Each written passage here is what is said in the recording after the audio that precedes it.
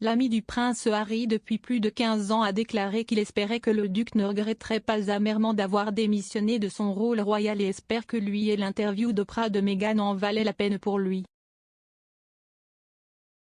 Le duc et la duchesse de Sussex ont quitté leurs fonctions de membres de la famille royale en 2020 et ont déménagé aux États-Unis, dans un mouvement surnommé Megoi. L'ex-household cavalry lance caporal Martin Compton s'est dit choqué et étonné par la décision du prince Harry et de Meghan Markle de démissionner. Après avoir quitté ses fonctions, le couple a ensuite participé à une interview révélatrice explosive en mars dernier avec Oprah Winfrey. Meghan, 40 ans, et le prince Harry, 37 ans, ont fait une série de déclarations explosives sur leur temps en tant que membres de la famille royale. Le couple a allégué qu'il y avait eu des inquiétudes et des conversations soulevées par un membre de la famille sur la couleur de la peau d'Archie. Ils ont également affirmé qu'une rupture s'était produite entre Harry et son père, le duc affirmant qu'à un moment donné, le prince Charles avait cessé de prendre mes appels. La série d'allégations explosives faites par le duo les a vus accusés d'avoir gravement nui à la réputation internationale de la famille royale, tandis que d'autres ont mis en doute l'exactitude de leurs allégations. Quelques semaines à peine avant le récit explosif des Sussex l'année dernière, l'ami du prince Harry de ses anciens jours dans l'armée a déclaré qu'il espère sincèrement que l'interview télévisée en valait la peine pour lui.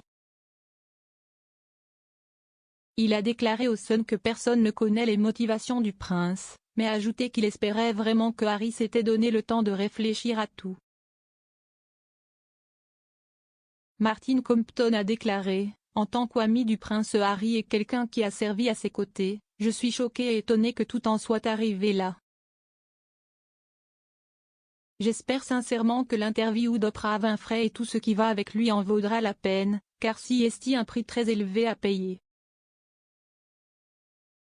Je ne sais pas ce qu'il en retire, peut-être que ça lui fait sortir quelque chose de la poitrine. Mais avec des accords très médiatisés, y compris Netflix, ce que je sais, c'est qu'aucun royal ne devrait jamais être perçu comme encaissant. Personne ne connaît ses motivations à part le prince Harry en acceptant de faire cette interview. Mais j'espère vraiment qu'il s'est donné le temps d'y réfléchir. Dans le cadre du déménagement aux États-Unis qu'il a vu sortir des projecteurs royaux, Harry a été dépouillé de ses titres royaux honorifiques.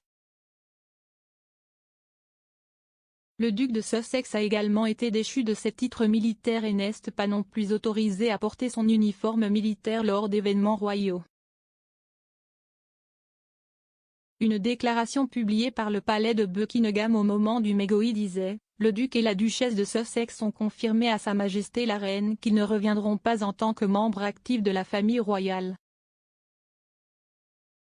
À la suite de conversations avec le duc, la reine a écrit pour confirmer qu'en s'éloignant du travail de la famille royale, il n'est pas possible de continuer à assumer les responsabilités et les devoirs qui accompagnent une vie de service public. Les nominations militaires honorifiques et les patronages royaux détenus par le duc et la duchesse seront donc restitués à Sa Majesté, avant d'être redistribués parmi les membres actifs de la famille royale. L'ex-household cavalry lance caporal a ajouté qu'être dans l'armée signifie beaucoup pour Harry et qu'il a gagné le respect parce qu'il l'a mérité, pas à cause de qui il était. Le prince Harry a perdu 3 titres militaires honorifiques lors de sa démission. Il a été contraint de renoncer à ses fonctions de capitaine général des Royal Marines, de commandant aérien honoraire de la RAF Wellington et de commodore en chef des petits navires et de la plongée.